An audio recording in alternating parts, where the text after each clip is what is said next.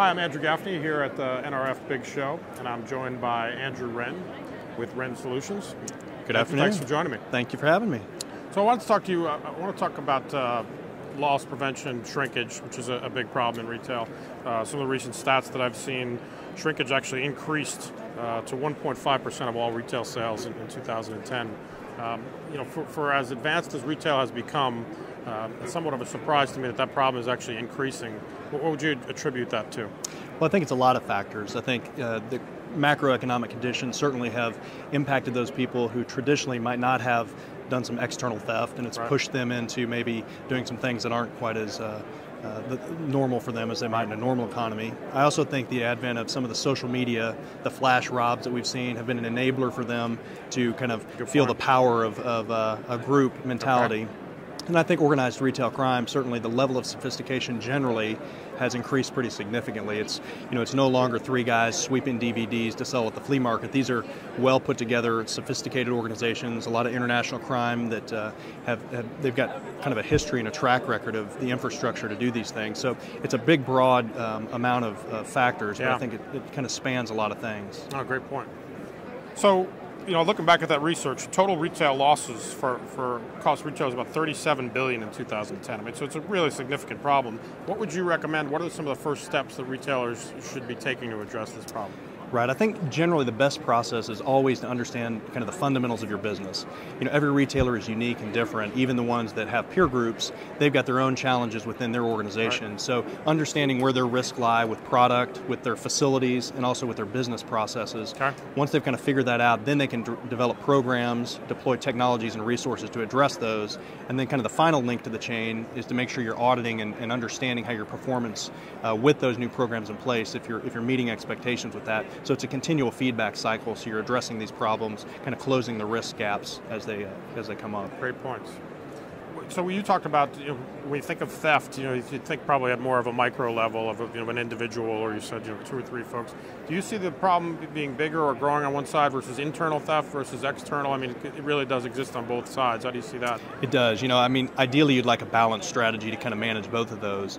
And I think historically as the retail organization and loss prevention community, what we've done is kind of a pendulum effect. We've all kind of, both retailers and vendors alike, run off and focused our attention and solutions on one specific thing. So if it's internal theft, we'll spend several years kind of beating that problem down and taking our eye off external theft, and we see a rise over there. So we'll all pick up wholesale and run over and try and attack that problem as well. I think the thing that we have seen in more recent times, though, is as loss prevention has kind of risen in stature inside the retail organization, there's been more focus on kind of profit enhancements through loss prevention, so we've been able to spend more energy and resources to kind of manage both problems at the same time. So I think the balanced approach is evolving and continuing, but it's something definitely to keep the eye on. Great points.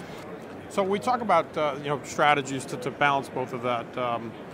What kind of audit solutions do you recommend? I mean, you mentioned how you should be able to measure this and look at it on an ongoing basis. What kind of audit solutions do you work on with your customers? Right. Well, I think fundamentally, it's also, retail's a hard thing to do, right? And it's about consistent execution at the store level. So it's hard enough to do, develop a program and a business process and execute it one time, but then to try and replicate that up to 1,000 or more times is very challenging. So having an audit tool is something that I think greatly impacts your ability to be successful. And so we think about 3 basic components of being a good audit tool and something that's going to help drive efficiencies.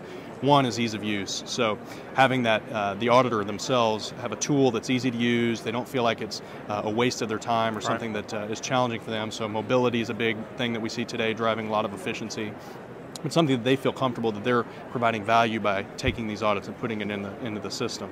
And then the second step, and frankly this is something that we see that is missed by many retailers, is a real tight follow-up process. Okay. I think generally what happens is we'll conduct an audit for non-compliant events, we'll create an action plan, and then we may not audit against that till the next audit cycle. So it could be a quarter, 6 months, a year later, and we've had that gap or that risk that still exists in the organization. So having a tool that allows you to see those non-compliant events, create the action, and then follow up and get feedback so you're continually understanding where you are in that resolution process is critical. Okay. And then I think the last thing too from a macro perspective is having that reporting capability, so at the executive level you can look down and understand, hey, I've got some different trends that are emerging that may cause me to re-engineer some of my business process, or perhaps I've got, from a comparative analysis perspective, some areas of the organization, a district or region, right, that I could deploy some more training resources or other tools to make them more successful. So it's really about ease of use, a strong follow-up mechanism, and then that enterprise reporting capability. I think those are the things that help you drive consistency and execution. So you touched on two things in the last answer there, in terms of reporting, which is obviously critical. You mentioned at the executive level down to the auditor, and mobility being so critical now. How is your solution delivered in terms of making it addressable, making it more real time and always accessible? Right. So we're a web tool, a software as a service product. So it's a hostable solution that allows any type of mobile device that's got web access to leverage that tool and that platform. So that gives us that real-time feedback into the system, and we can see immediately what follow-up tasks and actions may occur straight from the system. So we can, when there's a non-compliant event, automatically task someone else in the organization or ourselves to go follow up on that solution. And that can happen down to the tablet level. Absolutely, absolutely. All right, so thinking about some of the things that you shared, I mean, again, we talked about different levels within the organization. What are some of the key questions that retailers should be asking themselves or looking at evaluating within their organizations around shrinkage right now? Right. Well, I think you need, if you're looking for vendor partners specifically, one of the things you need to understand is, does your partner have that kind of domain expertise in retail? Right. As we've said, retail is a very unique vertical. It's unlike many of the others because of the scale and size and some of the challenges. But almost equally as important is their practical experience. So it's also very hard to service that retail organization, and the mechanics required to roll things out and support that big infrastructure of stores is challenging. And then really understanding what that technology and innovation curve looks like. So it's one thing to have a tool today that is effective for you, but is your partner going to be with you and understand kind of your requirements as they evolve, and you want to have a minimal gap between their product roadmap and your evolving requirements. So a real close contact, so you're not having to do 90-degree turns down the road. So those are really key to kind of driving a successful program with a vendor partner. Thinking scalability. Absolutely. Yeah, good point. All right, so you've worked with a number of different retail clients who've already had success with this. What would you share as some learnings or some examples, key takeaways of the folks that are further down that have success with this, and some of the folks that are just starting out on the journey? Well, I think the big thing is there's no silver bullet. A lot of times people think a technology or a tool is going to be able to come in and solve other problems for them, and that's not the way it works. I mean, I think it's what we've talked about earlier. It's really understanding your specific business, some of the challenges and risks that exist there, and then building processes and deploying technology on top of that. Those are the things that, it sounds maybe rudimentary, but if you don't understand that side of it, you're going to be, grasping at straws and switching solutions, looking for that next big thing, and that's not the way to a long-term sustainable loss prevention program. That makes sense. That's a good approach. So I think a final question I had for you is, we're here at the NRF Big Show. It's the beginning of the year for folks as they're kicking it off. What are some of the new things that people should look for from Wren Solutions for 2012? Right. Well, we've recently released this new store audit application called Encapsulon Assessment. And so it does those things we talked about: ease of use, a great follow-up mechanism, and then the reporting capabilities for enterprise analysis.